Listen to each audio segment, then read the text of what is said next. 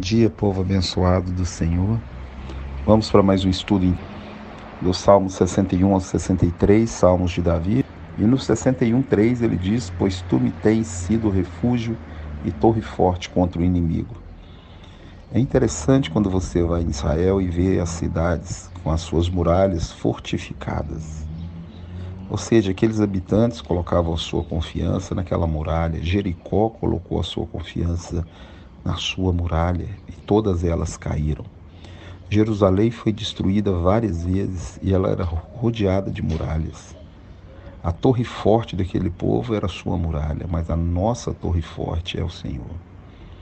Não coloque a sua confiança em torres de pau, de pedra e de barro, no seu dinheiro. Não coloque a sua confiança, a sua fortificação nos seus diplomas. Não coloque a sua fortificação nas casas ou na casa que você tem, porque isso tudo pode passar num instante e vai passar. Mas coloque o Senhor como a sua torre forte, como o seu alto refúgio. Espera nele, porque um dia você vai ver o Senhor face a face. Assim, nós devemos sempre colocar em Deus a nossa confiança e não pender para os arrogantes, para os afeiçoados à mentira, para a ganância do dinheiro, colocar no dinheiro a nossa confiança. Davi, um homem segundo o coração de Deus, disse: a minha torre forte é o Senhor. Então, coloque na sua vida que a sua fortaleza, ela é o Senhor. No Salmo 62, ele diz que a alma dele, ou seja, a alma de Davi, espera na salvação, que a salvação ela vem de Deus. Em João capítulo 4, verso 22, Jesus com a mulher samaritana diz: a salvação vem dos judeus. Ou seja, Deus separou aquele povo para que deles viessem aquele que viria salvar a humanidade. Jesus deixou claro: a salvação vem dos judeus. É interessante isso, porque no mundo e no meio evangélico há muitas vezes um ódio contra esse povo. Mas esquecem que Jesus Cristo não era judeu, não. Ele é judeu. Ele é o leão da tribo de Judá, que está sentado à direita do Pai. E hoje, você lê Romanos 8, ele intercede por nós, é o nosso sumo sacerdote, o Deus em quem nós confiamos, a nossa fortaleza, o nosso baluarte, Jesus Cristo, o nosso Salvador. Então a salvação vem dos judeus. Você não deve usar o termo judiar. Isso fala sobre os judeus. Você não deve ir por essas ideologias loucas que dizem que judeu matou Jesus. Na realidade, Isaías 53:5 diz que quem matou Jesus foi o meu e o seu pecado. Isaías 53:10 diz que quem colocou ele na cruz foi o Pai. E no 11 diz que ele deu a sua vida. Jesus, ele amou o mundo, ele amou você e deu a vida. Deus enviou o seu filho e o filho deu a sua vida ali naquela cruz. Quem matou Jesus foi o meu e o seu pecado. Então a salvação, ela vem dos judeus. Veio de um judeu, o leão da tribo de Judá, da descendência de Davi. Nascido em Belém da Judéia há mais de 2000 anos atrás, lá em Jerusalém, no Monte do Gólgota, Deus proveu a nossa salvação. A salvação, ela veio dos judeus. Então, nessa manhã, que você ore pela paz de Jerusalém. Como diz o Salmo 122:6, não julgue esse povo. Leia Romanos 11, versos 16 e 19. Deus cegou o entendimento deles. Aliás, leia Romanos 11:8. Deus cegou o entendimento deles. E no Romanos 11, 16 a 19, Deus nos enxertou neles. E hoje nós também somos de Israel. Mas não podemos esquecer que não somos nós que sustentamos a raiz, mas é a raiz que sustenta nós, pois a salvação veio dos judeus. E no Salmo 63, ele diz o seguinte no verso 3: porque a tua graça é melhor do que a vida, os meus lábios te louvam. Hoje há uma banalização da graça. E os teólogos de plantão que cultuam essa doutrina esdrúxula de uma graça que não é a graça de Deus.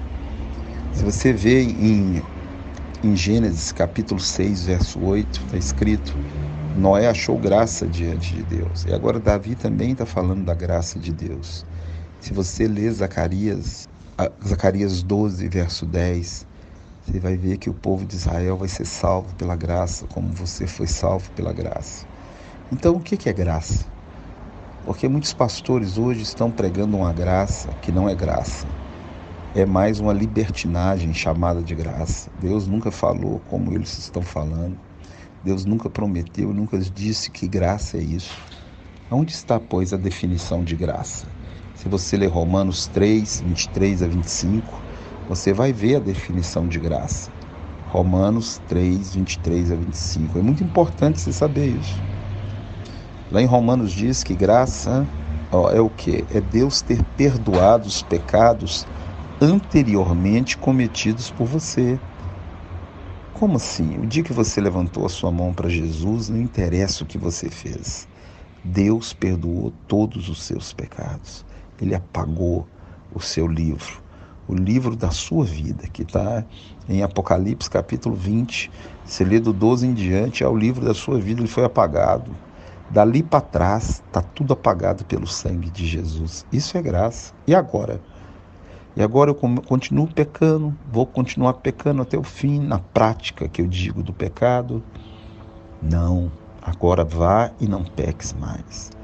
O pecado na vida de um cristão é um acidente de percurso, não é mais uma prática de vida.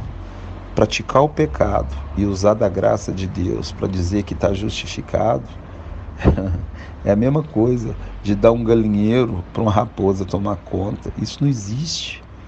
Não existe essa graça. Você está entregando para o diabo aquilo que Deus fez na sua vida, perdoou os seus pecados e agora você está fazendo conta de novo.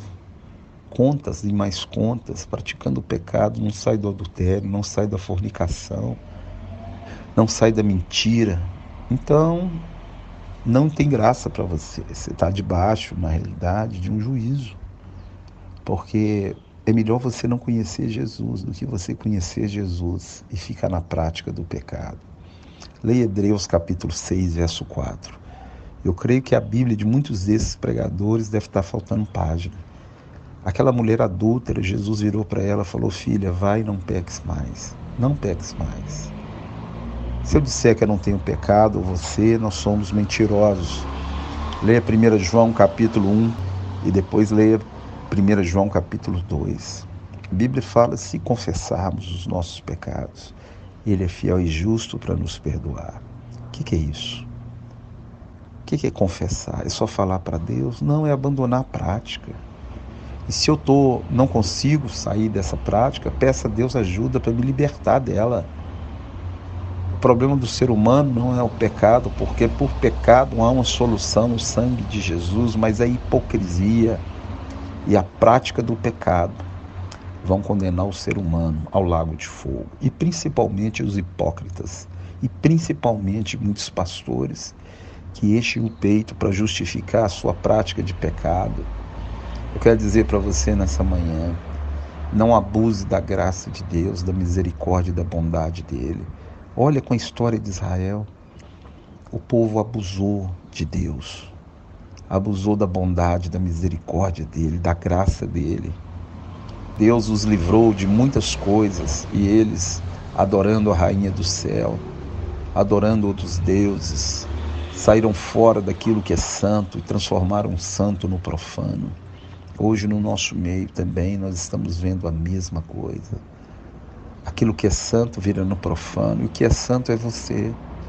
É você que tem o Espírito de Deus. A igreja, templo em si não é nada, mas quando nos reunimos ali, é o corpo de Cristo e Deus caminha no nosso meio. Então nessa manhã, veja o que é graça. Bondade, misericórdia, favor imerecido. Mas é Deus ter perdoado os pecados que você cometeu. Até o dia que você foi para Jesus, seu livro foi apagado. Agora, se você fizer conta, você vai sofrer a pena, a consequência dessa conta. Pastor, Deus continua perdoando o pecado? Continua. Ele continua, mas se você viver pecando, leia Provérbios 29:1. Lá diz assim: o homem que muitas vezes repreendido endurece a serviço será quebrantado sem que haja cura. Leia Hebreus capítulo 10, do 24 em diante. Ficar brincando com Deus é um péssimo negócio. Ficar com Deus e ficar no mundo é inimizade, é água e óleo. Leia Romanos 8. Viver como um mundano e dizer que é um cristão, você corre muito risco. Tomar ceia indignamente, leia 1 Coríntios 11, você corre o risco até de morrer ou ficar doente. Então nessa manhã, nós temos que tomar uma posição, não podemos ficar cocheando entre dois senhores. Se o mundo é Deus, você vai para o mundo. Se Jesus é Deus, vai para Ele. Mas não dá para servir a dois senhores. Não tem como você servir a Deus, a mamon, ao dinheiro, à luxúria, à bebedice. Não tem como você servir a Deus e os prazeres desse mundo. É interessante que esses pastores não pregam aquilo que Jesus falou. Leia Mateus capítulo 10, vai falar assim: quem quiser ganhar a sua vida, vai perder. E quem perder a vida por minha causa, esse vai ganhar. Que adianta o homem ganhar o mundo inteiro e perder a sua alma? Então, o que é perder a vida para achar? É abrir mão do seu eu. É mirar, focar nas coisas lá do alto. É levantar hoje, colocar a primícia da sua vida diante de Deus e confiar nele, fazer dele a sua fortaleza, o seu libertador, o seu alto refúgio. Então a graça de Deus, ela é derramada sobre todo aquele que quiser, mas nós não podemos confundir a graça de Deus com essa graça pregada em muitos púlpitos, que na realidade é uma mentira. Jesus falou: você estando debaixo da graça, se você olhar para uma mulher e desejar, você comete adultério. Jesus falou que se você estando debaixo da graça, se você odiar o seu irmão, você é homicida. Então que nessa manhã o Espírito Santo de Deus possa guiar os seus passos aos mananciais de água viva e que você beba dessa água e que você permaneça firme no caminho estreito e apertado. E são poucos. E em nome de Jesus você vai ser um dos poucos. Hoje, pastor, tem que ter cuidado com o mundo? Tem. Mas com o que eu tenho que ter mais cuidado hoje, pastor? Com o quê? Leia Mateus 7,15, os falsos profetas. 2 Pedro capítulo 2, do 1 ao 5, falsos profetas. Coma desse livro a palavra de Deus. Medite nele dia e noite. Leia Josué capítulo 1, de 5 a 10. Medita nessa palavra dia e noite e pratica o que nela está escrito. Fica na paz, Deus te abençoe, em nome de Jesus.